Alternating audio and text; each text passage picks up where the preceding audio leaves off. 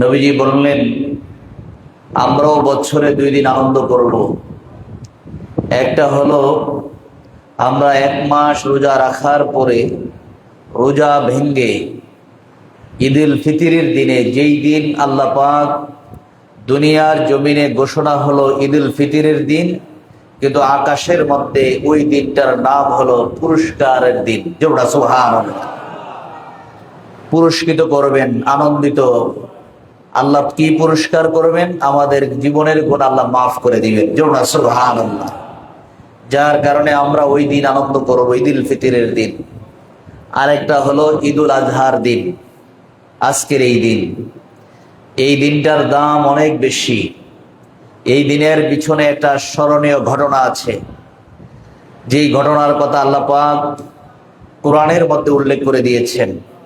আল্লাহ পাক নবীকে ডাক দিয়ে বলতেছেন, ও নবী, আপনি স্মরণ করেন, ওয়াজকুরু ইযিবতালা ইব্রাহিমা রাব্বুহু বিইযিবহি গোলামিহিল হালিম। যেটা সুবহানাল্লাহ, যে আল্লাহ পাক ইব্রাহিম আলাইহিস সালামকে কি বলে ডাক দিয়েছিলেন? ফাকালা ইয়া বুনাইয়া। আল্লাহ পাক নবীকে বলতেছেন, ও নবী, আপনি স্মরণ করেন ওই সময়ের কথা, ওই দিনের কথা, যেই দিন আল্লাহ পাকের বন্ধু ইব্রাহিম খলিলুল্লাহকে আল্লাহ ডাক দিয়েছিলেন, ইয়া বুনাইয়া ইন্নী আরা ফিল মানামে।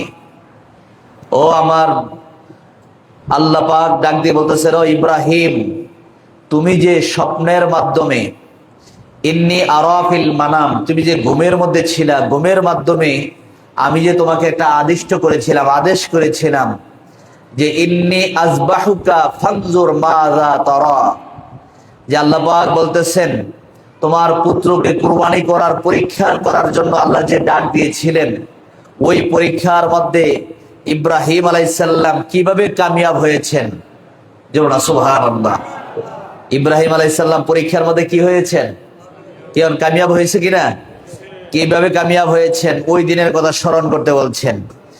এই ব্যাপারে আমি যে স্বপ্নের মাধ্যমে তোমাকে যে আদিষ্ট করেছি, তোমার এই ব্যাপারে তোমার রায় কি? তুমি কি সিদ্ধান্ত নিয়েছো? আল্লাহ পাক ইব্রাহিম আলাইহিস সালামকে ডাক দিয়ে বলতেছেন, মাযা তারা? ক্বালা ইয়া আবাতি ফাআল মা তুমার। যেমন সুবহানাল্লাহ, ইসমাঈল আলাইহিস সালামকে ইব্রাহিম আলাইহিস সালাম ডাকলেন। ডাকার পরে তার আদরের বস্তু, মানে আদরের প্রিয় সন্তানকে ডাকলেন, যে আপনি স্বপ্নের মাধ্যমে আদিষ্ট হয়েছি, আমি যেন তোমাকে আল্লাহর রাস্তায় আমি কি করে দেই? কুরবানি করে দেই। সুবহানাল্লাহ। তখন ছেলে বাবাকে বলতেছেন, ইয়া আবাতি ফাআল মা তুমার। হে আমার পিতা, আপনি আপনার স্বপ্নের মাধ্যমে আল্লাহ পাকের তরফ থেকে যেভাবে আদিষ্ট হয়েছেন, আপনি ওই অনুযায়ী আপনি আল্লাহর হুকুম পালন করেন। যেমন সুবহানাল্লাহ। দেখছেন, ছেলে বলতেছে, আপনি আল্লাহর হুকুমটা আপনি পালন করেন, আল্লাহর হুকুম পালন করেন। আপনি যদি আমাকে কুরবানি করতে চান, আমি কুরবানি হতে রাজি আছি। যেমন সুবহানাল্লাহ। ছেলে বলতেছে, সাতাজিদুনি ইনশাআল্লাহ, নিশ্চয়ই আপনি আমাকে, সাতাজিদুনি, আপনি আমাকে ধৈর্যশীলদের কাতারে পেয়ে যাবেন, মিনাস সাবিরিন, ধৈর্যশীলদের কাতারে আপনি আমাকে পেয়ে যাবেন। যেমন সুবহানাল্লাহ, যে আপনি আমাকে অবশ্যই আপনার দায়িত্ব পালনের ক্ষেত্রে আমি দূরে সরে যাব না, বরঞ্চ আমি আপনার দায়িত্ব পালনের ক্ষেত্রে আমি আপনাকে সহযোগিতা করব, আমি নিজেই শুয়ে যাব। যেমন সুবহানাল্লাহ। আর যেমন সুবহানাল্লাহ। আমাকে ধরাও লাগবে না, বাধাও লাগবে না, আমি দৌড়ও দেব না, বরঞ্চ আপনি আল্লাহর হুকুমটা পালন করেন। যেমন সুবহানাল্লাহ। তাহলে আল্লাহ পাক ওই সময় ইব্রাহিম আলাইহিস সালামকে যে আদেশ করলেন, ওই আদেশ অনুযায়ী ইসমাঈল আলাইহিস সালামও কুরবানি হওয়ার জন্য কি হয়ে গেছেন? রাজি হয়ে গেছেন। যেমন সুবহানাল্লাহ। তাহলে বাবা এবং ছেলে, দেখেন আল্লাহর নৈকট্যশীল বান্দা, আল্লাহর বন্ধু হওয়ার জন্য কত বড় পরীক্ষা। আর ওই পরীক্ষার মধ্যে তিনি কিভাবে ধৈর্যের সঙ্গে কামিয়াব হয়েছেন। তিনি আল্লাহর হুকুম পালন করার জন্য স্বপ্নের মাধ্যমে আদিষ্ট হয়েছেন। আর এই স্বপ্নের মাধ্যমে আদিষ্ট হওয়ার কারণে উনি স্বপ্নটা বাস্তবায়ন করার জন্য যখন ছেলের কাছে বলছেন, ছেলেও স্বপ্ন বাস্তবায়ন করার জন্য বাবাকে বলতেছেন, আপনি আল্লাহর হুকুম অনুযায়ী পালন করেন। যেমন সুবহানাল্লাহ। তাহলে এই কুরবানির পিছনে কত বড় শক্ত ইতিহাস। যে ইতিহাসের মধ্যে যে রাসূল সাল্লাল্লাহু আলাইহি সাল্লামকে আল্লাহ পাক ডাক দিয়ে বলতেছেন, ও নবী আপনি স্মরণ করেন ওই ইব্রাহিম আলাইহিস সালামের কথা, যেই সময় ইব্রাহিম আলাইহিস সালাম তার ছেলে ইসমাইল আলাইহিস সালামকে কোরবানি করার জন্য মিনার ময়দানে নিয়ে গিয়েছিলেন। এখন হাজিরা যে কাজ করতেছে, হজের কাজ, এই আজকে তো জামারাতে পাথর মারতেছে, এই কাজগুলার পিছনে ইব্রাহিম আলাইহিস সালাম ইসমাইল আলাইহিস সালামের ঘটনা জড়িয়ে আছে। কেমন জড়িয়ে আছে কিনা? যেমন এই আরাফার ময়দানে 9 তারিখ আরাফার ময়দানে অবস্থান করেছিলেন। আরাফার ময়দান থেকে এই দিনের বেলা সারাদিন আরাফার ময়দানে, রাত্রে বেলা মুজদালিফার মাঠে সারা রাত্র, যে মাঠের মধ্যে কোনো সামিয়ানা নাই, কোনো কিছু নাই, ওই খোলা ময়দানে খোলা জায়গার মধ্যে সকল হাজিরা এই খোলা ময়দানের সারা রাত্রটা কাটিয়ে দিয়েছিলেন। কাটিয়ে দেওয়ার পরে সকালবেলা ওই মুজদালিফার মাঠ থেকে পাথর নিয়ে মিনার দিকে রওনা করলেন। মিনার মধ্যে গিয়ে গতকাল বড় জামারাতে, বড় শয়তান যেটাকে বলা হয়, ওই বড় শয়তানের মধ্যে 7টা কঙ্কর মারলেন। আজকে 3টি জামারাতে 3টি জায়গায় পাথর মারবেন হাজিরা। তাহলে এই 3টি জামারাতে যে হাজিরা পাথর মারতেছেন, এই 3টি জায়গার মধ্যে নিদর্শন হলো তিনি যখন ইব্রাহিম আলাইহিস সালাম যখন ইসমাইল আলাইহিস সালামকে নিয়ে কুরবানি করার জন্য মিনার ময়দানে নিয়ে যাচ্ছেন, তখন পিছন দিক থেকে শয়তান বৃদ্ধ মানুষের সুরত ধরে ডাক দিয়ে বলতে আরম্ভ করলেন, ইসমাইল তুমি যে যাচ্ছ, তোমার আব্বার চাদরের ভিতরে ছুরি আছে, তোমাকে কিছুক্ষণের মধ্যেই জবাই করে দেওয়া হবে, তোমাকে কুরবানি করে দেওয়া হবে। এই কথাটা ছেলেও জানে, বাবাও জানে, কিন্তু এই কথাটা বলার পিছনে উদ্দেশ্য হলো, এই কথাটা যদি আমি বারবার তার কাছে বলি, তার মানসিকভাবে যদি দুর্বল হয়ে যায়, তাহলে সে কুরবানি থেকে দূরে সরে যাবে, তাহলে আল্লাহর হুকুমটা সে পালন করতে পারবে না। এই খেয়ালের উপরে যখন বলতেছেন, কিন্তু ইসমাইল আলাইহিস সালাম তিনিও তো নবী, বাবাও নবী, ছেলেও কি? ইব্রাহিম আলাইহিস সালামও নবী, ইসমাইল আলাইহিস সালামও কি নবী। ইসমাইল আলাইহিস সালাম বুঝতে পেরেছেন যিনি আমাকে বৃদ্ধ মানুষের সুরত ধরে কথা বলতেছেন, কিন্তু ওনার উদ্দেশ্য ভালো না। তখন তিনি বুঝতে পেরেছেন তার মনের অবস্থা ভালো না, কিন্তু সে আমাকে চাচ্ছে এই কোরবানি থেকে আমাকে দূরে সরাই দিতে। তখন তাকে পাথর দিয়ে মারতে আরম্ভ করলেন। যেই 3টি জায়গার মধ্যে পাথর মেরেছেন, এই 3টি জায়গার মধ্যে হাজিদের উপরে পাথর মারা আল্লাহ পাক ওয়াজিব করে দিয়েছেন। জোরে সুবহানাল্লাহ, আর জোরে বলেন না সুবহানাল্লাহ। এটা একটা নিদর্শন, এটা কি নিদর্শন, একটা চিহ্ন রেখে দিয়েছেন যে এই 3টি জায়গার মধ্যে শয়তান ইসমাইল আলাইহিস সালামকে ধোঁকা দেওয়ার জন্য চেষ্টা করেছেন। নবী তো ধোঁকা দিতে পারে নাই, বরঞ্চ শয়তানকে পাথর মেরে দূরে সরাই দিয়েছেন। জোরে সুবহানাল্লাহ। এই জন্য আল্লাহ পাক বলেছেন, তোমরা যে কুরবানি করবা একমাত্র আমার সন্তুষ্টির জন্যই কুরবানি করবা। এই জন্য আল্লাহ পাক কোরআনের মধ্যে বলছেন, ও নবী আপনি দুনিয়ার মানুষদেরকে জানায়া দেন, কুল ইন্না সালাতি ওয়া নুসুকি ওয়া মাহইয়ায়া ওয়া মামাতি লিল্লাহি রাব্বিল আলামিন।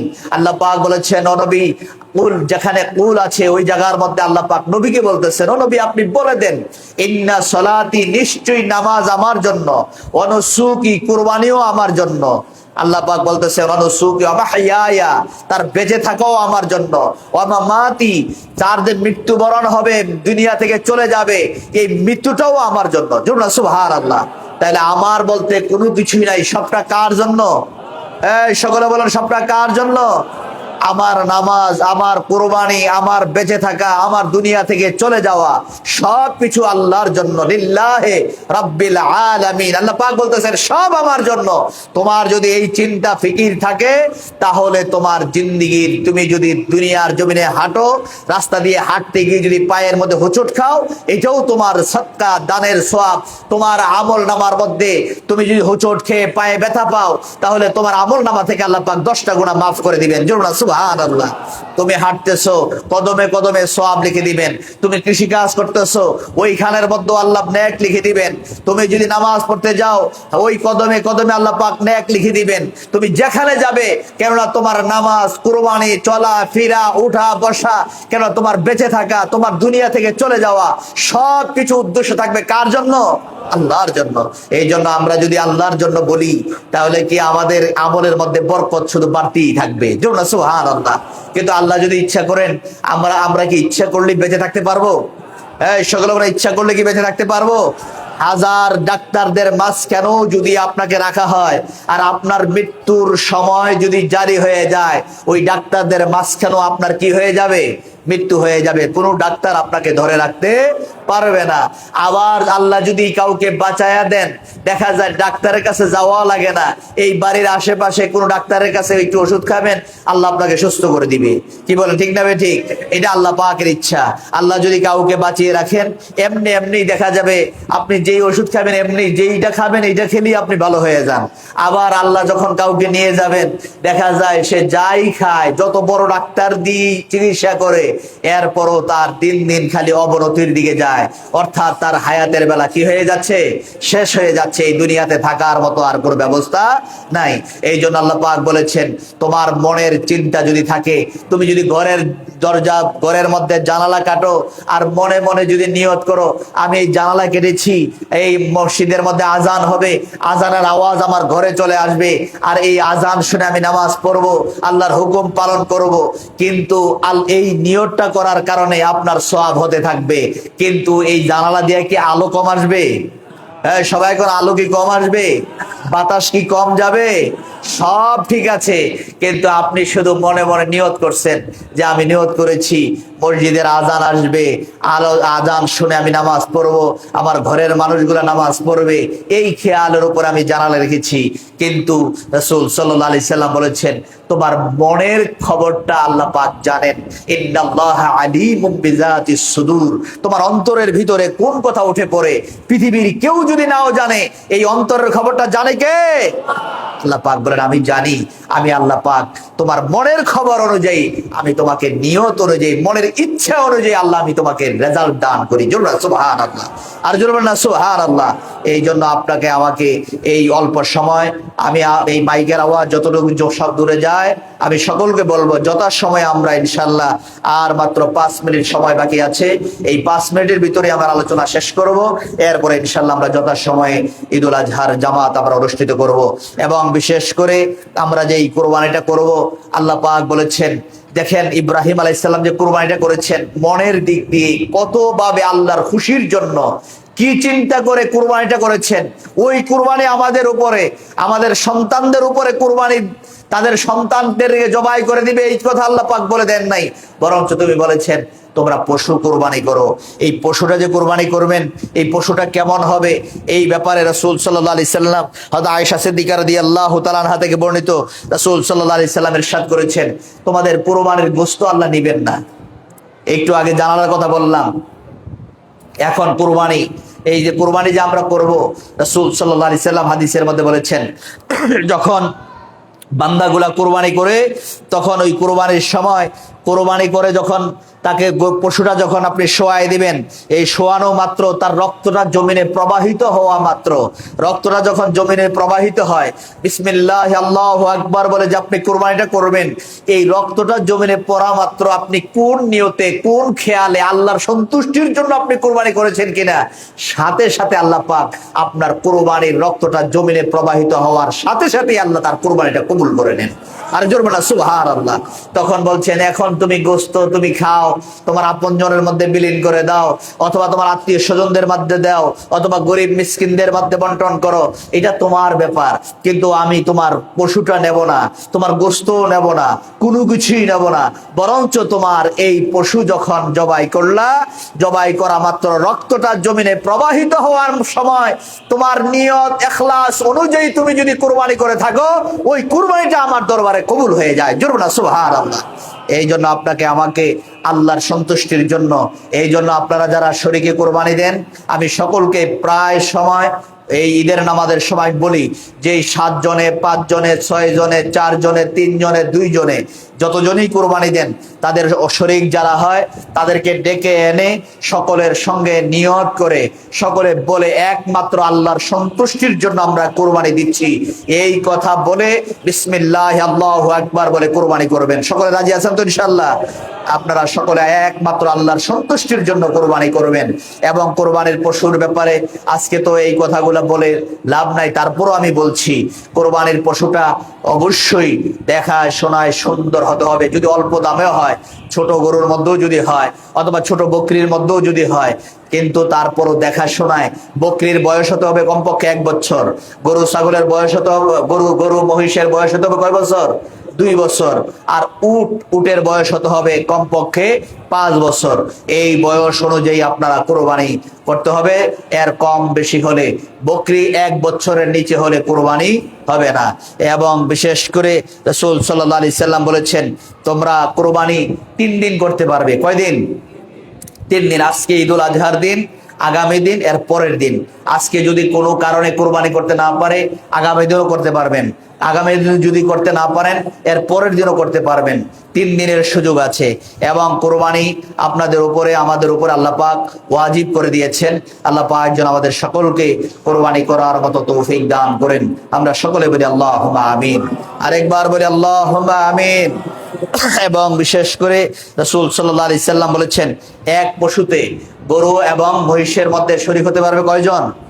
7 জন। কয়জন শরীক হতে পারবে? 7 জন। বর্তমানে এই ফিতনার সময় বলা হয় যে কোরবানির মধ্যে আকিকা করা যাবে না, 7 জনের শরীক হতে পারবে না, এই ধরনের অনেক কথা আছে না? কিন্তু না, আমাদের আহলে সুন্নাত ওয়াল জামাত এবং হানাফি মাযহাব অনুযায়ী, আমরা হানাফি মাযহাবের অনুসারী, হানাফি মাযহাব অনুযায়ী একটি গরু এবং মহিষের মধ্যে, উটের মধ্যে কমপক্ষে 7 জন শরীক হতে পারবে। কিন্তু 7-এর অধিক শরীক হওয়ার কোনো সুযোগ নাই। কিন্তু 7-এর নিচে শরীক হওয়া যাবে, যেমন 2 জন, 3 জন, 4 জন, 5 জন, 6 জন, 7 জন। একজন যদি বলে যে আমরা 3 জনের শরীক হলাম, কোনো আপত্তি নাই। 4 জনের শরীক হলাম, আপত্তি নাই। কিন্তু এই শরীকটা হতে হতে সর্বোচ্চ কতজন? 7 জন। কিন্তু 7 জনের উপরে হওয়া যাবে না।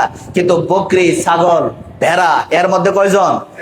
শুধু 1 জন। এর মধ্যে কয়জন? 1 জন। 1 জনের অধিক এর মধ্যে শরীক হতে পারবে না।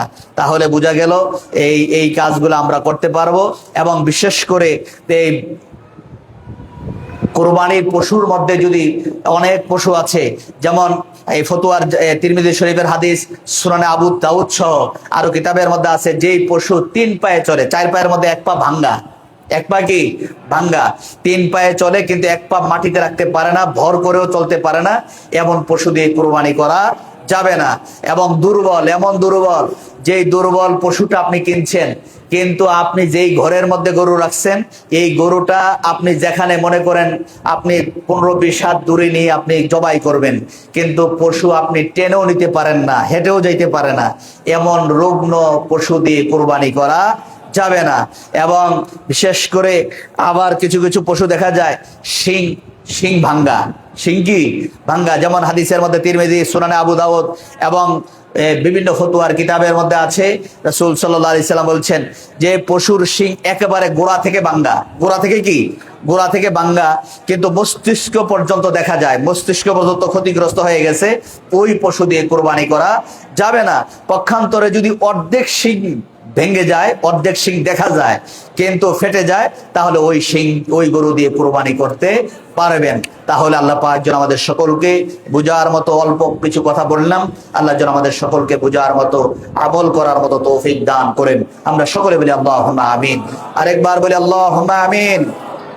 যা হোক, এখন 8:30 বেজে গেছে, আমরা ইনশাল্লাহ এখনই জামাত পড়ব। হ্যাঁ, এবং বিশেষ করে আপনারা সকলে অবগত আছেন, একটা হাদিসও আছে, আলী রাদিয়াল্লাহু তাআলা আনহুকে নবীজি বলেছেন, আলী, তোমার যদি সামর্থ্য থাকে তাহলে কোরবানির সময় আমার নামও একটা কোরবানি দিও। যেটা সুবহানাল্লাহ।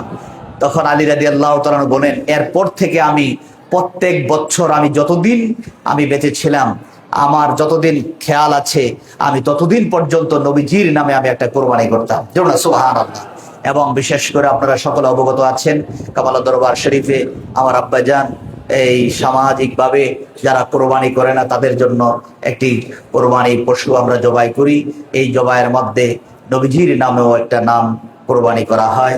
এই কোরবানি আমরা সামাজিকভাবে সকলের মাঝে আন্তরিকভাবে আমরা যারা কোরবানি করে নাই তাদের মাঝে এবং আপনারাও যারা শরীক থাকেন, আপনারা সকলেই আমাদের এই সমাজের মধ্যে অত্যন্ত সুন্দর পরিবেশ আমাদের সামাজিকভাবে যারা কোরবানি করে তারাও এটার মধ্যে সকলে শরিক হয়ে মিলেমিশে সবাই আমরা এই কোরবানির গোস্তটা যারা কোরবানি করে না তাদের মধ্যে বন্টন করি। ইনশাল্লাহ এই বছরও এইভাবে কোরবানি হবে। আপনারা যারা কোরবানি দিচ্ছেন আপনারাও সকলে মিলেমিশে একটু বাড়ায় দিবেন। সবাই যেন যারা কোরবানি করে নাই তারাও যেন সুন্দরভাবে এই কোরবানি গোস্ত নিয়ে আমরা যেমন খাবো, যারা কোরবানি করে নাই তারাও যেন একসাথে মিলেমিশে খাইতে পারে। আল্লাহ যেন তৌফিক দান করেন। আমরা সকলে বলি আল্লাহুম্মা আমিন। সকলে দাঁড়িয়ে কাদা সোজা করে ফেলেন। এখনই আমরা ইনশাআল্লাহ এই ঈদের নামাজ শুরু করবো।